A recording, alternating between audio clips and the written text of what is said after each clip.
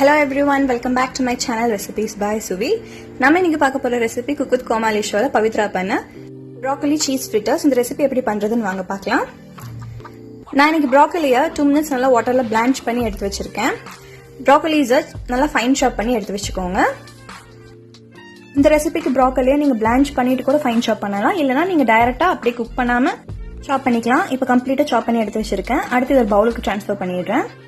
பொடியா நறுக்கிய பூண்டு கொஞ்சம், பச்சை மிளகாய் கொஞ்சம், வேக வச்சு கட் பண்ணி எடுத்து வச்சிருக்க உருளைக்கிழங்கு ஒன்று ஆட் பண்ணிக்கிறேன்.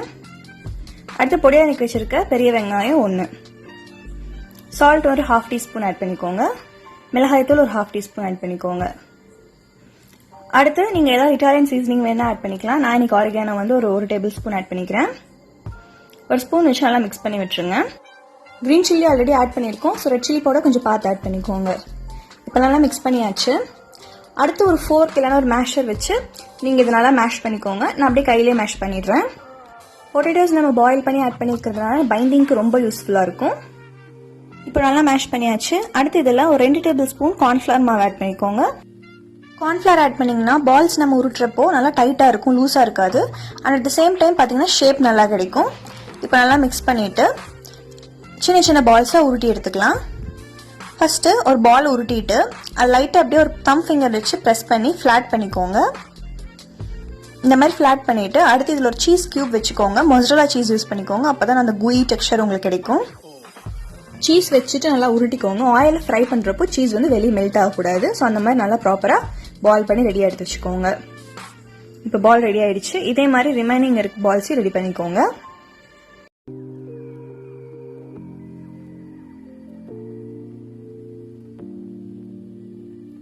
அடுத்து நம்ம ரெடி பண்ணி வச்சிருக்க பால்ஸை ஃபர்ஸ்ட் நம்ம மைதா மாவை தண்ணியில் கரைச்சி வச்சிருக்கேன், அதில் ஃபர்ஸ்ட் டிப் பண்ணிட்டு அதுக்கப்புறம் பிரெட் க்ரம்ஸில் டிப் பண்ணி எடுத்துக்கலாம். பிரெட் க்ரம்ஸ் எப்படி பண்ணுறதுங்கிற வீடியோக்கான லிங்க் கீழே டிஸ்கிரிப்ஷனில் கொடுத்துருக்கேன், செக் பண்ணி பாருங்க. ஒன்ஸ் எல்லாம் பிரெட் க்ரம்ஸில் ரோல் பண்ணிட்டீங்க அப்படின்னா நல்லா கையில் வச்சு பால் மாதிரி பண்ணிக்கோங்க. பர்ஃபெக்ட் ஷேப்பில் இருக்கணும். இதே மாதிரி எல்லா பால்ஸையும் ஃபர்ஸ்ட் மைதாவில் டிப் பண்ணிட்டு அதுக்கப்புறம் பிரெட் க்ரம்ஸ் ரோல் பண்ணி பர்ஃபெக்ட் சைசிங் ஷேப்பில் ரெடி பண்ணி எடுத்து வச்சுக்கோங்க. அடுத்து நம்ம ஆயிலில் ஃப்ரை பண்ணிக்கலாம். ஆயிலில் ஃப்ரை பண்ணுறதுக்கு கடாயில் எண்ணெய் ஆட் பண்ணிவிட்டு எண்ணெய் நல்லா சூடானதுக்கப்புறம் ஒரு பாலாக மெதுவாக ட்ராப் பண்ணிவிட்டு ஃப்ரை பண்ணி எடுத்துக்கலாம். இப்போ ஆயில் நல்லா சூடாக இருக்குது. நான் ஃபர்ஸ்ட் பாலை ட்ராப் பண்ணிடுறேன். மீடியம் ஃப்ளேமில் வச்சு கலந்து விட்டுக்கோங்க. அப்பப்போ நீங்கள் கலந்து விட்டீங்க அப்படின்னா கலர் வந்து ஈவனாக கிடைக்கும். கலந்து விட்டுறப்போ பால்ஸ் உடையாத மாதிரி கலந்து விட்டுக்கோங்க. இப்போ பாருங்கள் நல்லா கோல்டன் ப்ரௌன் கலரில் வந்துருச்சு. இப்போ நான் ரிமூவ் பண்ணிக்கிறேன். ஸோ இதே மாதிரி ரிமைனிங் எல்லா பால்ஸையும் ஃப்ரை பண்ணி எடுத்துக்கோங்க. இப்போ நான் பிளேட்டுக்கு ட்ரான்ஸ்ஃபர் பண்ணிடுறேன். Super easy broccoli cheese fritters ready ஆயிடுச்சு.